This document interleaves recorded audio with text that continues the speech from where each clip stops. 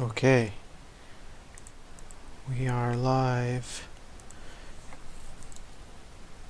and we'll soon start the stream, or we'll soon start reading from the Bhaktyaloka.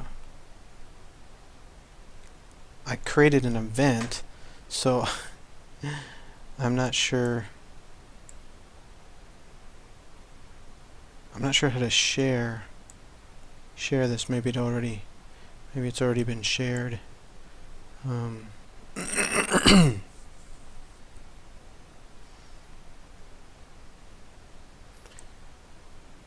It's a little bit different than what I'm used to doing. So far we've been using a different kind of program, and it streams it just spontaneously. We do a stream, but doing this live event thing, it's got just different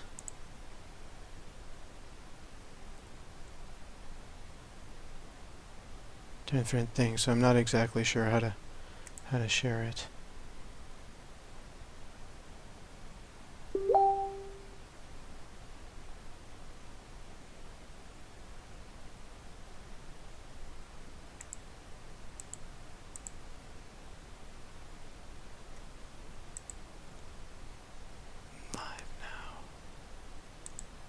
I'm not sure where the link is. Okay, maybe this here's a link.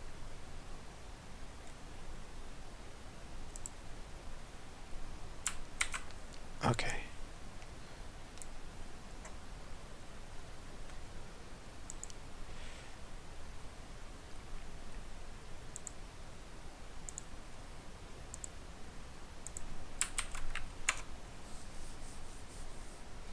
That's the link. This live event thing is, I don't know. You can also share if you want to share it on the YouTube channel. You just look down below the picture and it says share.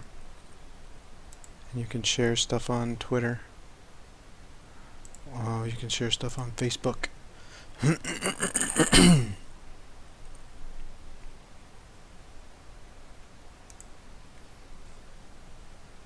Share it on my Facebook.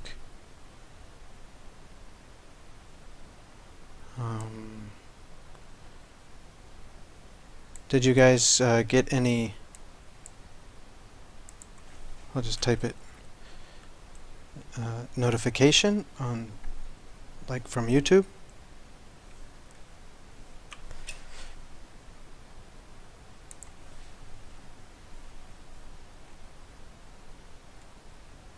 Anyway, whatever. Let me just start reading.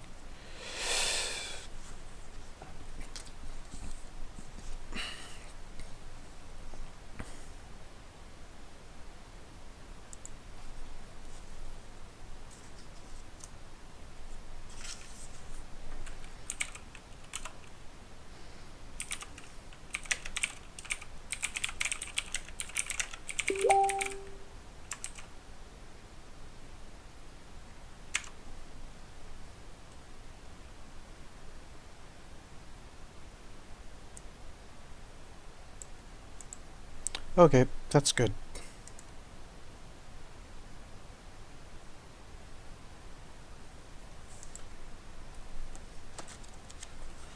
Okay, well, start reading.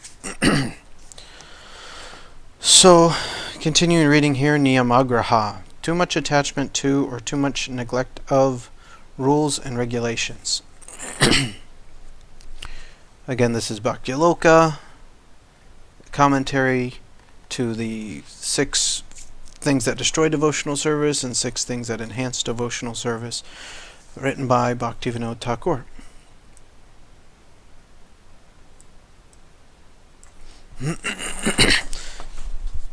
Niyamagraha. This word has a double meaning, so we'll find that out now. Too much attachment to or too much neglect of rules and regulations. So, niyamas, or rules, are of 2 kinds, vidhis, or prescriptions, and nishedhas, or prohibitions. So, vidhis, or prescriptions, and nishedhas, or prohibitions.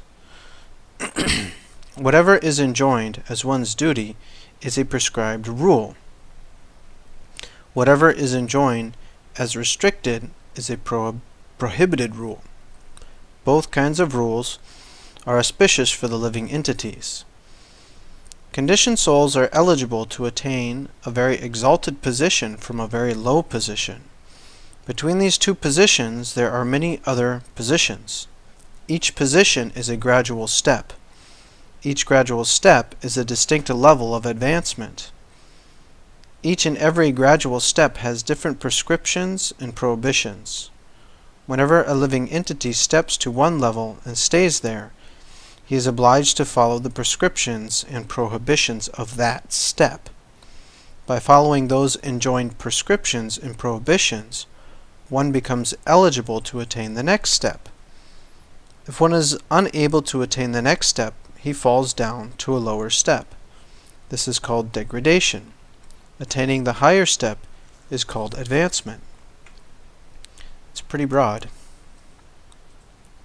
To properly follow the precepts of one's own level is called, quote, one's prescribed duties, or steadiness in one's own position. Steadiness in one's own position is piety, and deviation from one's position is impiety. There is no other piety and impiety than this. Therefore, in the Srimad Bhagavatam 11.21, 2-7, Lord Krishna spoke these instructions to Uddhava. Krishna says, quote, steadiness in one's own position is declared to be actual piety, whereas deviation from one's position is considered impiety. In this way, the two are definitely ascertained. O saintly Uddhava, in order to restrict materialistic activities, I have established that which is proper and improper among all material things, including time, space, and all physical objects. Unquote.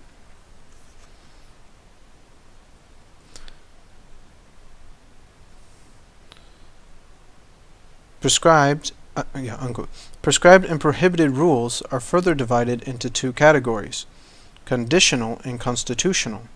The living entity is pure spirit. The prescriptions and prohibitions in the living entity's constitutional position are constitutional rules. But when the living entity is separated from his transcendental position, he accepts the designations given by the illusory energy and is engaged in this world. These are false designations. These designations are of many varieties, but the constitutional situation is one without a second. So now he explains, because before Bhaktivinoda Thakura talked about in one verse that the rules in the first verse are conditional and the rules in the second verse are constitutional, something like that. So now he explains that it has to do with the constitutional position of the soul and conditional position of the living entity. I thought it was that, but I just I couldn't articulate it, and I didn't really believe it. But there it is. So continuing, in the eternal state of the living entity, prema is the only prescription, and envy is the only prohibition. This prescription and prohibition is subordinate to the living entity's eternal nature. The living entity imbued with prema and devoid of envy is the shelter of eternal rasa. Although rasa is of 5 varieties, still they are one undivided spiritual truth. The rules of that position are not to be discussed here. We must know only that this state is the eternal condition of the living entity. Although in the conditional state the rules are of different types, still all the steps are divided into 3 principal categories.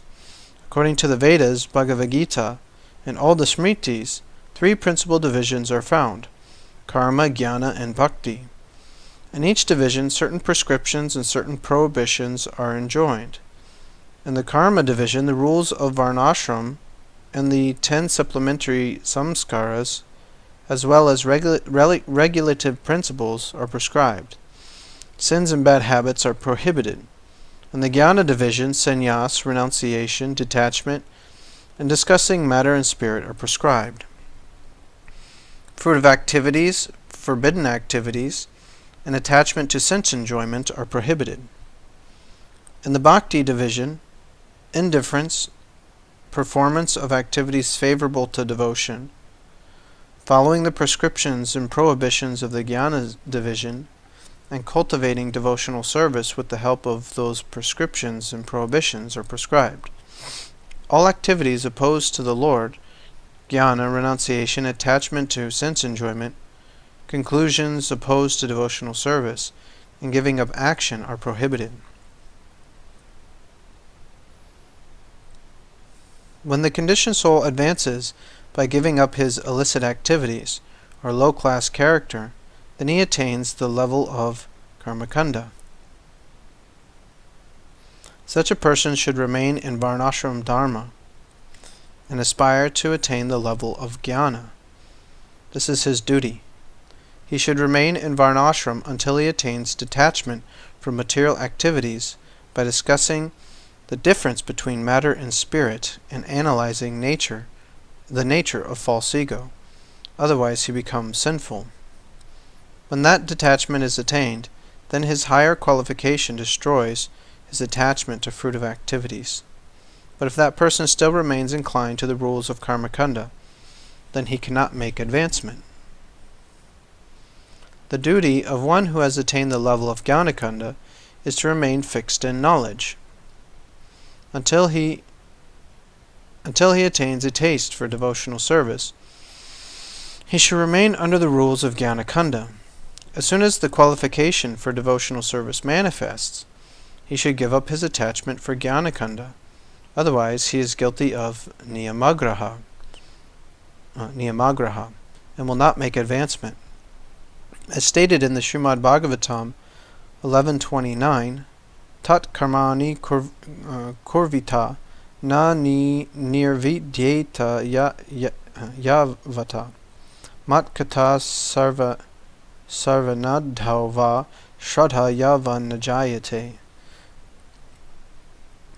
Quote, as long as one is not satiated by fruitive activity and has not awakened his taste for devotional service by Shravanam, Kirtanam, Vishnuho, one has to act according to the regulative principles of the Vedic injunctions. Unquote. Shraddha, or faith, is the only qualification for bhakti, as stated in the Srimad Bhagavatam 11.20.31. Tasman mad bhakti yuktasya yogino vai madatmanaha na jnanam na cha vairagyam praya shreyo bhaved iha. Quote, therefore, for a devotee engaged in my loving service, with mind fixed on me, the cultivation of knowledge and renunciation is generally not the means for achieving the highest perfection within this world. Unquote. The temple of Krishna Prema is situated on the highest peak of Goloka Vrindavan. In order to reach that peak, one has to cross the 14 planetary systems of Karma Kanda, the Viraja Brahmaloka of the Jnana Kanda, and then rise above Vaikuntha.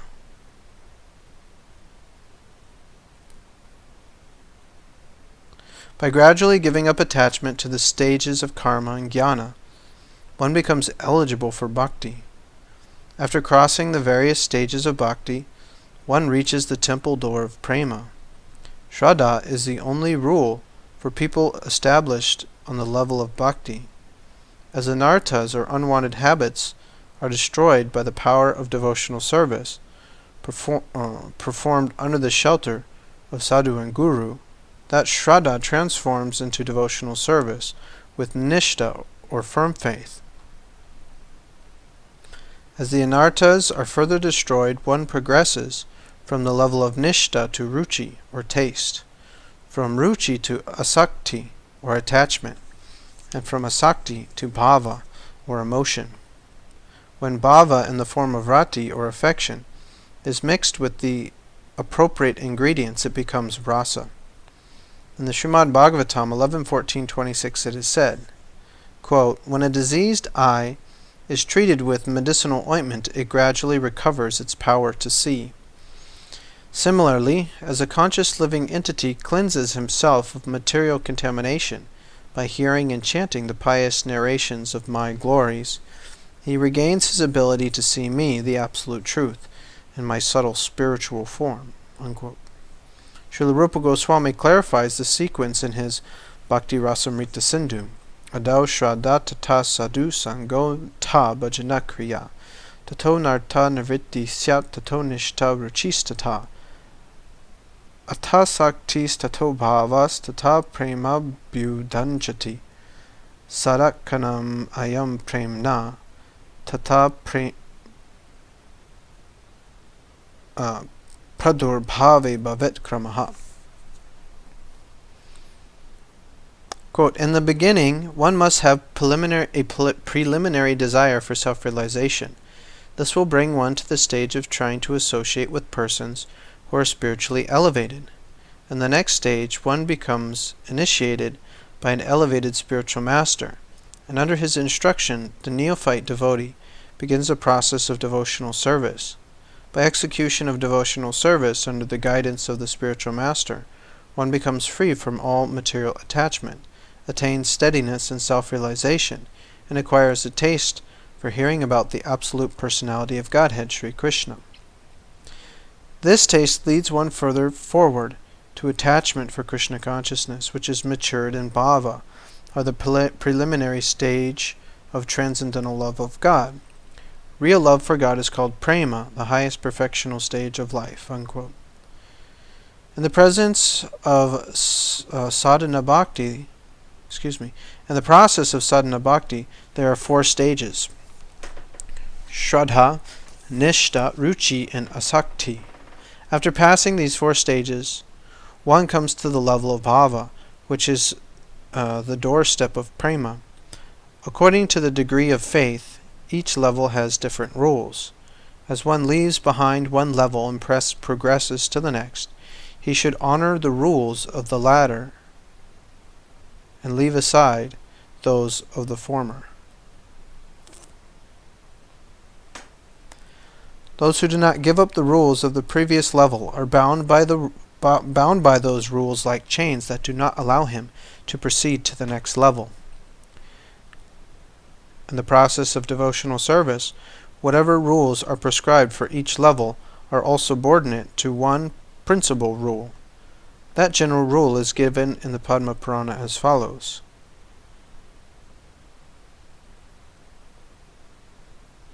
Remembering Krishna is the eternal duty. All other prescriptions mentioned in the Shastras have arisen from this main prescription. Forgetting Krishna is never allowed. All other prohibitions mentioned in the Shastras have arisen from this main prohibition. Keeping this main prescription in mind while advancing, the practitioner should give up his attachment for the prescriptions of the previous level and accept the prescriptions of the next level. Otherwise, he will be guilty of Niyamagraha and weak in reaching the next level. So he'll be guilty of Niyamagraha and will be weak in reaching the next level. He'll struggle. The practitioner of devotional service must always remember this point. In the conclusion of Hari Bhakti Vilas, a special instruction is given in this regard. Quote, "Whatever activities are written in Hari Bhakti Vilas are mostly all meant for householders and rich devotees. There are no rules written for renunciants." Also, in the conclusion of the Hari Bhakti Vilas, it is stated, quote, "Although the rules for renunciants are avoided in this book, still renunciants should follow those rules in order to perfect their position." Unquote. The behavior exhibited by the renunciate sadhu is proper behavior in this connection. That alone is to be followed. The first symptom of one who has attained Shraddha is surrender to the feet of Lord Krishna. That surrender is of 2 types, for the householder and for the renunciant. Sri Hari Bhakti Vilas, it's a book, mentions that only those rules that are meant for householders. Hari Bhakti Vilas mentions only those rules that are meant for householders. That is why observances such as Shiva Chaturdasi are given therein. Then the surrendered renunciate should follow whichever observances are appropriate for renunciants. Both the householder and the renunciate become unalloyed surrendered souls while advancing on the path of Shraddha, of sadhana. Their rules are only slightly different. At that stage they attain ultimate surrender due to advancement in sadhana. It is said in the Srimad Bhagavatam 11.18.28, the Hari Bhakti Vilas 20th Vilas, and the Srimad Bhagavatam 11.20.36, quote, a learned transcendentalist dedicated to the cultivation of knowledge and thus detached from external objects, or my devotees who is detached even from desire for liberation, both neglect those duties based on external rituals or paraphernalia. Thus their conduct is beyond the range of rules and regulations. And then the next verse, quote, when one becomes a pure devotee of the Lord, then devotion is spontaneously established in his heart. What then is the need to observe rituals that simply obstruct one's devotional service?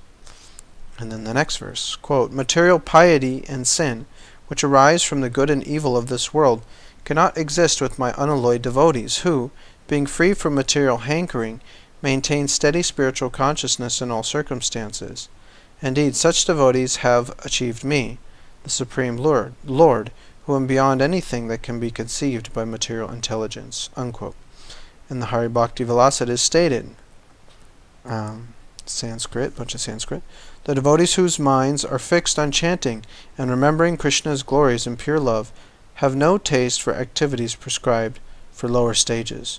Although they are not attached or bound to follow the prescribed rules of the scriptures, they sometimes follow out of their own accord. This is nicely explained in the 8th verse of the Upadeshamrta. These are the glories of the pure devotees. That is, their glories are not diminished by neglecting other prescribed rules. The purport is that exalted devotees follow whatever rules of the lower stages they like. The jnanis follow the varnashram dharma of the karmis by their own will, not by rule or obligation. Similarly, the devotees out of their sweet will also follow the rules of the karmis and jnanis for some purpose.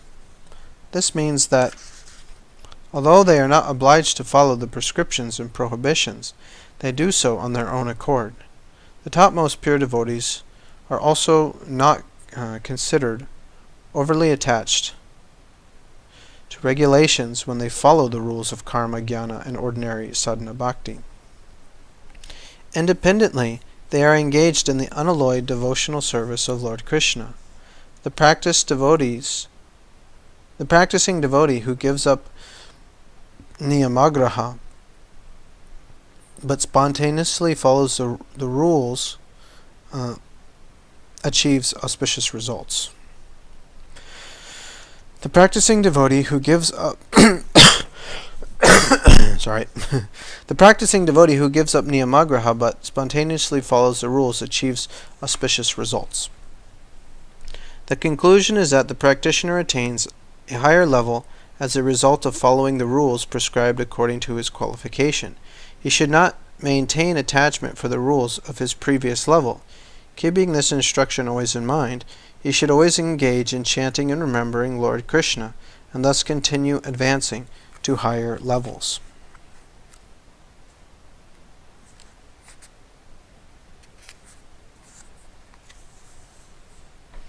Wow.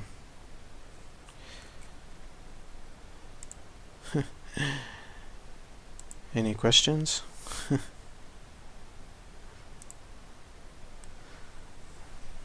Write them down. Think about them. Write them down.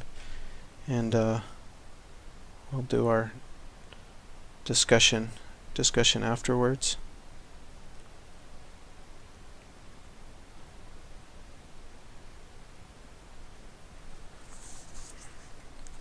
Okay, so the next section is Jana-sanga.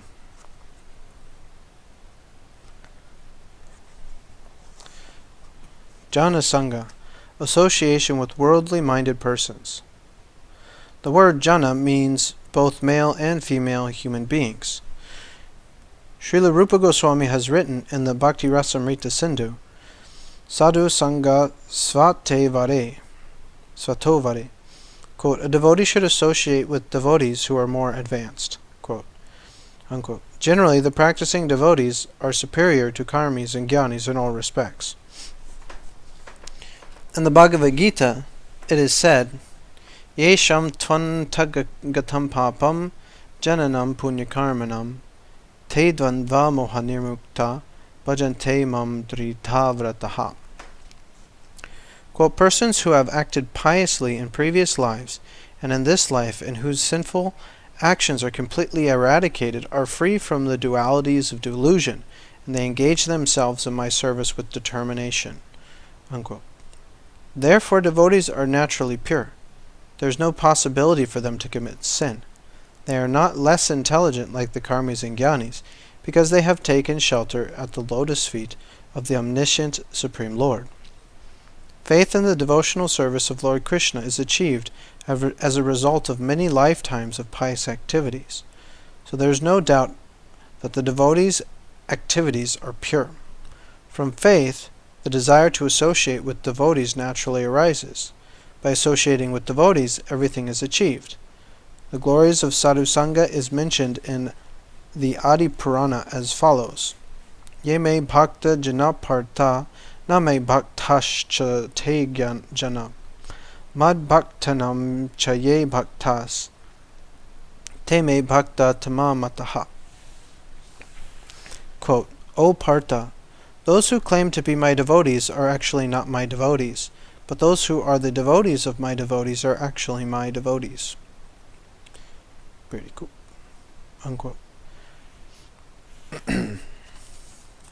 Regarding the need to associate with devotees, it is said, quote, even an outcast becomes completely pure by seeing, touching, conversing with, or living with Krishna's devotees for even a moment. In the Srimad Bhagavatam, Canto 7, Chapter 5, Text 32, it is said, quote, unless they smear upon their bodies the dust of the lotus feet of a Vaishnava, completely free from material contamination, persons very much inclined towards materialistic life cannot be attached to the lotus feet of the Lord, who is glorified for his uncommon activities. Only by becoming Krishna conscious and taking shelter at the lotus feet of the Lord in this way can one be free from material contamination. Unquote. The scriptures often state that without the association of the Lord's devotees, Bhakti Devi does not manifest in the heart. It is not necessary for sadhakas to associate. It is most necessary for sadhakas to associate with devotees. Sadhakas are those practicing the rules and regulations of devotional service. Therefore, in this context, the word Jana-sanga is understood to mean persons who are devoid of devotion. That is why Srila Rupa Goswami has included the instruction to give up worldly association as one of the limbs of devotional service. In the Bhakti-rasamrita Sindhu 1.2.43, it is said, Sangatyago vidurena bhagavad vimukter janahi. Quote, one who desires to attain devotion to Krishna should carefully give up the association of worldly people. Unquote. That means the devotees should not engage in the activities mentioned in the 4th verse of the Upadeshamrta with worldly people. Oh. Activities like talking with worldly people in the course of one's work is not considered association. When the same activities are done with affection for someone, then that is considered association with that person. Okay, let me pause right there and read the 4th verse of the Upadeshamrta.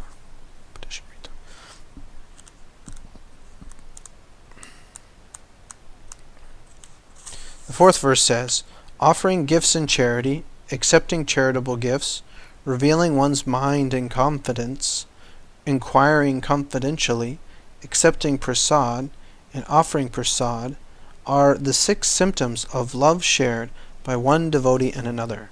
And Bhaktivinoda Thakura says you should be careful not to engage in those loving exchanges with non-devotees.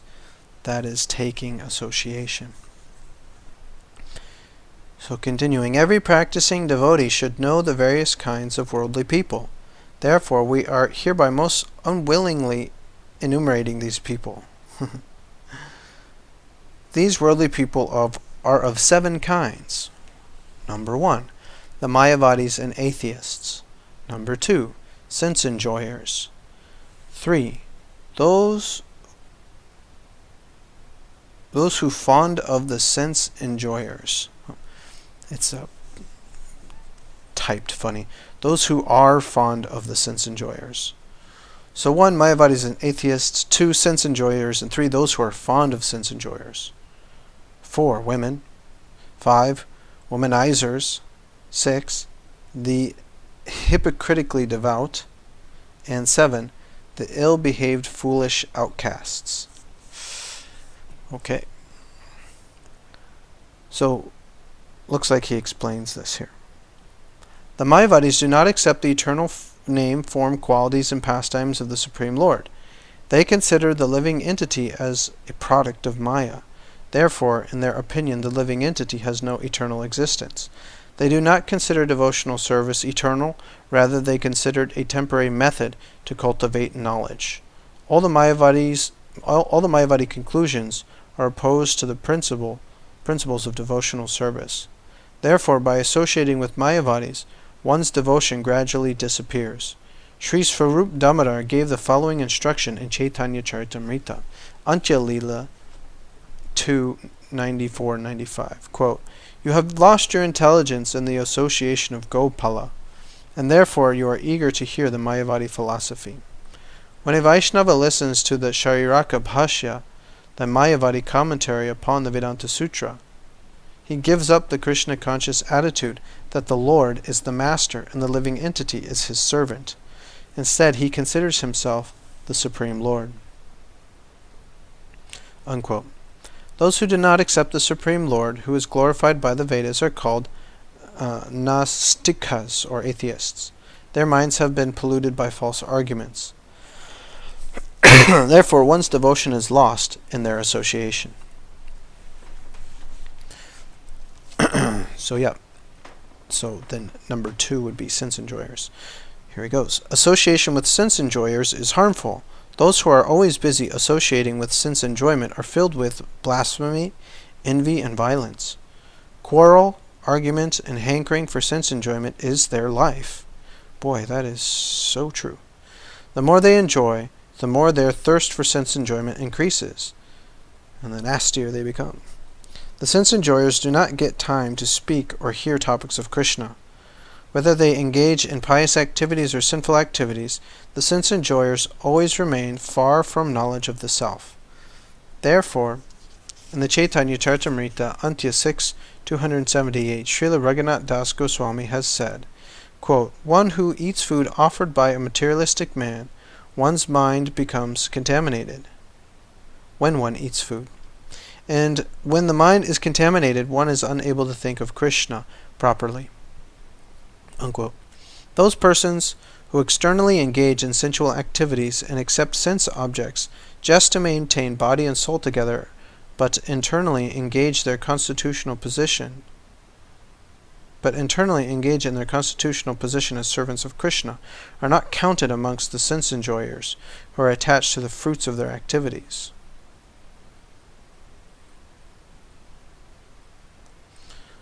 Yes. The sense enjoyers and persons fond of sense enjoyers are both worldly minded. Persons who are fond of sense enjoyers are themselves also sense enjoyers, because they always think of sense enjoyment within their hearts. There are some people who are not themselves sense enjoyers, but they take pleasure in associating with sense enjoyers. Their association should also be renounced.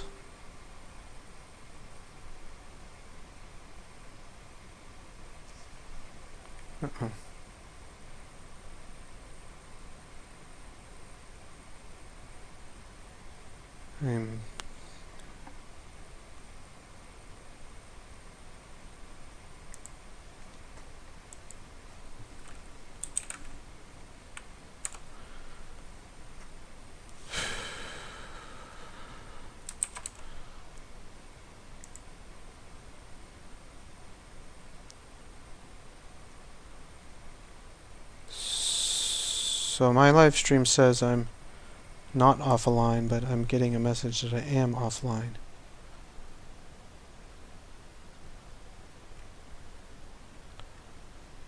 Channels. Darn it.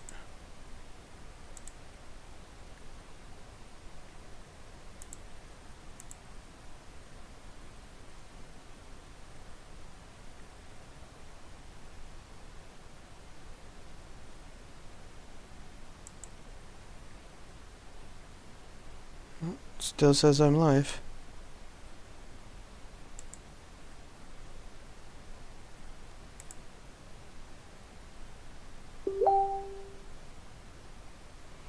Okay. Okay, it's back.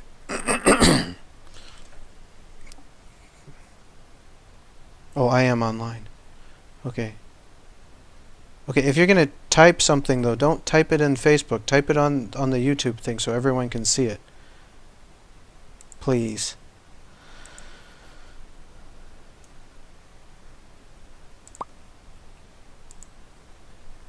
Then we can communicate immediately and there's not a huge delay.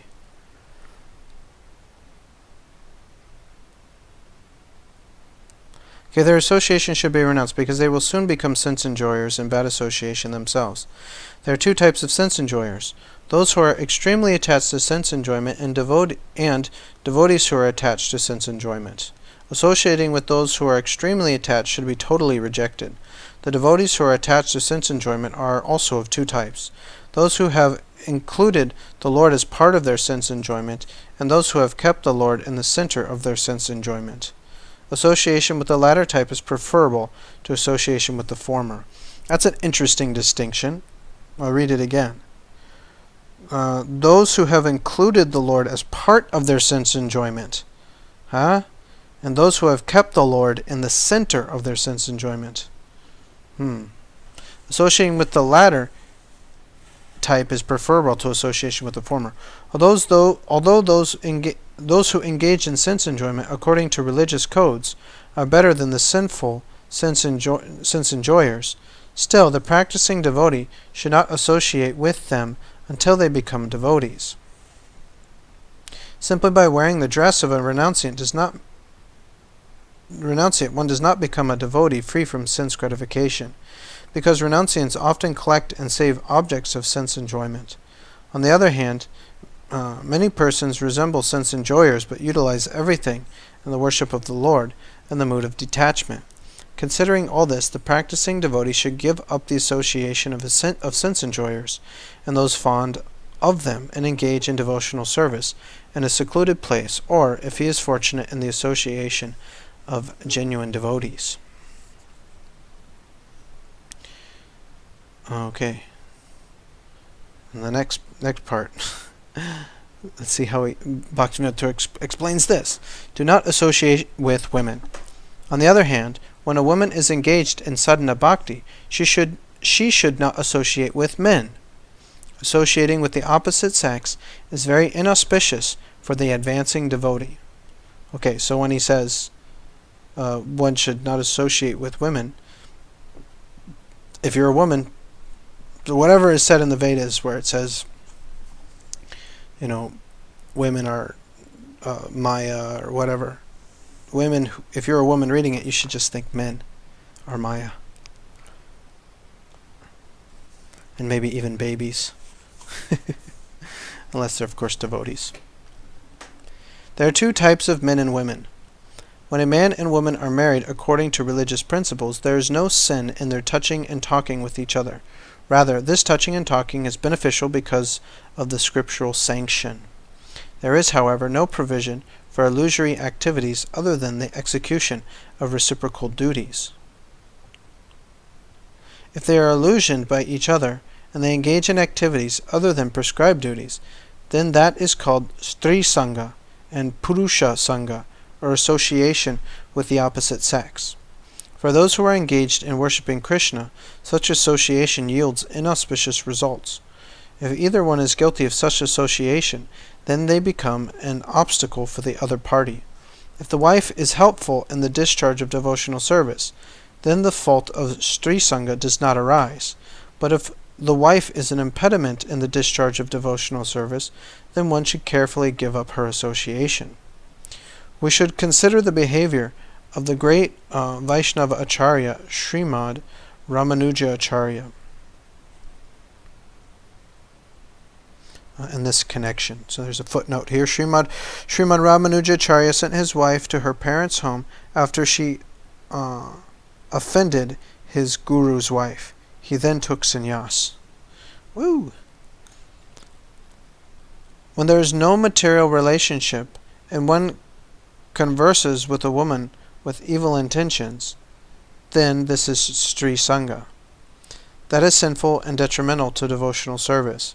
Considering these points, the practicing devotee should very carefully give up the association of women and persons fond of women, as stated in Srimad Bhagavatam 3:31-35. Quote, "The infatuation and bondage which occur to a man from attachment to any other object is not as complete as that resulting from attachment to a woman or to the fellowship of men who are fond of women." Unquote. For a householder devotee, touching and speaking to his wife in the above-mentioned manner is not detrimental to devotional service, but for a renunciant there cannot be any type of talking or touching a woman. Otherwise, his practice of devotional service will be completely spoiled. Association with such a deviated person should be totally rejected. One should give up the association of dharmadvajis, the hypocritically devout, with special care. Those who accept the external signs of dharma but do not actually follow dharma are called dharmadvajis. There are two types of dharmadvajis, the hypocrites and the fools, or the cheaters and the cheated.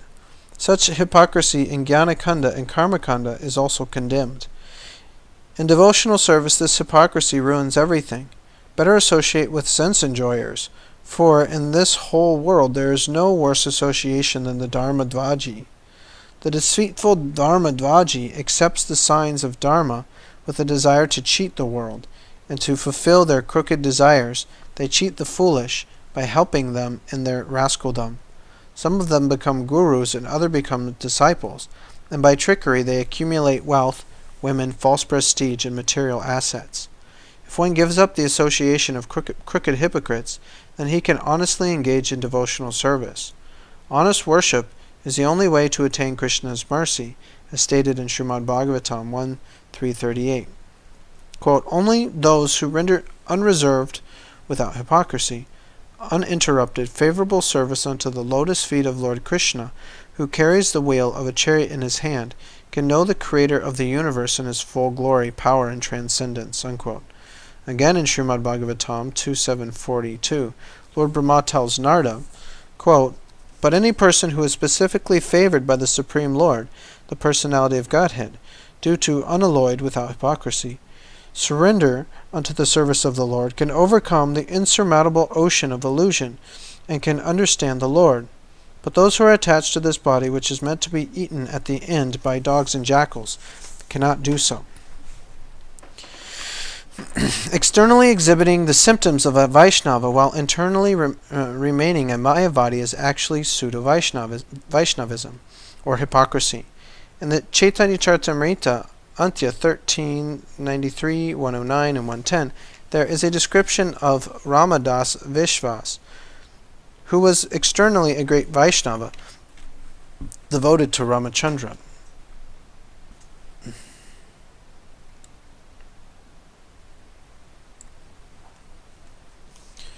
Quote, "Ramdas had renounced everything and was going to see Lord Jagannath. While traveling, he chanted the holy name of Lord Rama 24 hours a day. When Ramadas Vishwas met Sri Chaitanya Mahaprabhu, the Lord did not show him any special mercy, although this was their first meeting. Within his heart, Ramdas Vishwas was an impersonalist who desired to merge into the existence of the Lord, and he was very proud of his learning. Being the omniscient Supreme Personality of Godhead, Sri Chaitanya Mahaprabhu can understand the heart of everyone, and thus he knew all these things, unquote.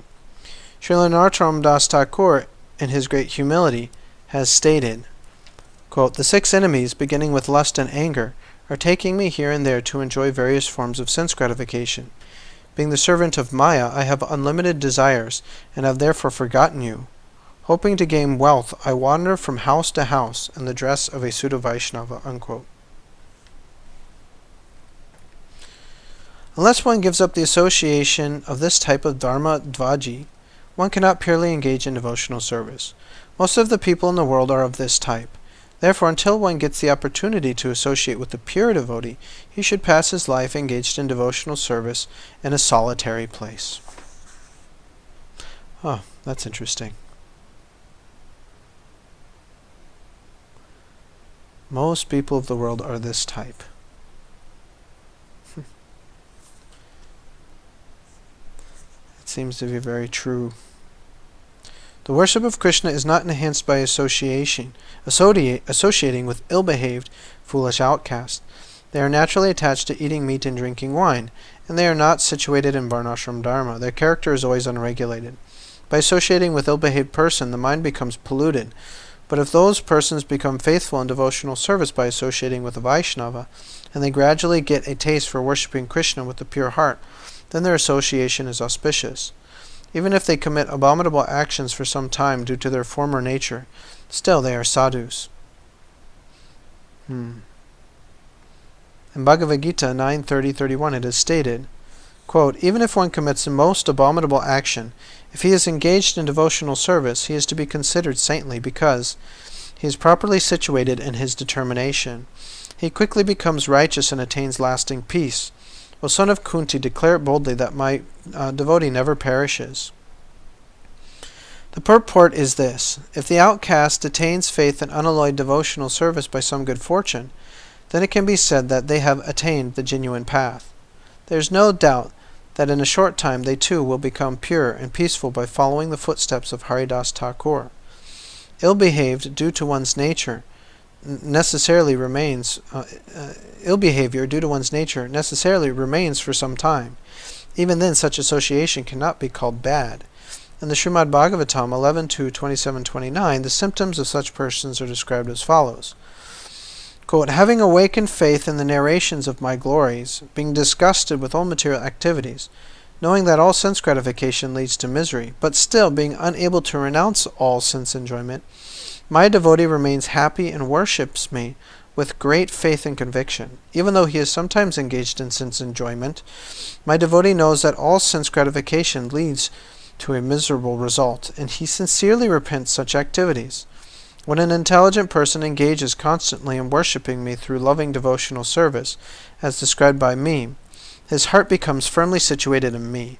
Thus all material desires within the heart are destroyed." Unquote. A lot of very profound stuff is said in this book. The conclusion is that the association of pious and sinful persons who are bereft of Krishna consciousness is undesirable. On the other hand, the association of persons who are sinful yet devoted to the Lord is desirable. The Bhakti Rasamrita Sindhu 1.2.51 quotes the following verse spoken by Maharshi Katyayana in the Katyayana Samhita.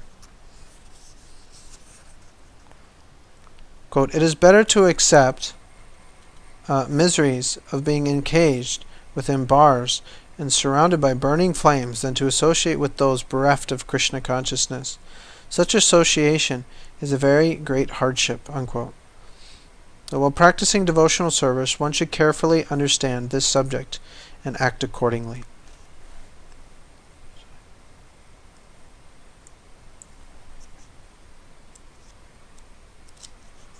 So, I think I'll stop there. There was so much discussed in that section. I'd like to get on to discussing those points in our discussion on Discord. And next week is Lalya, ardent longing or greed. And then it goes on to the 6 qualities that enhance bhakti. So thank you for coming to check out this live stream. I'm not sure I like the event setting. I might just do it spontaneous, but just let people know it's going to happen. So anyway, appreciate everybody coming here, and if you know how to get on Discord, please do so. I'd like to hear people's thoughts about these very salient points by Bhaktivinoda Thakura. And so Mondays and Wednesdays at 6:30 we'll be here, and we'll read from we'll continue reading from Bhaktyaloka. So thank you very much. Hare Krishna.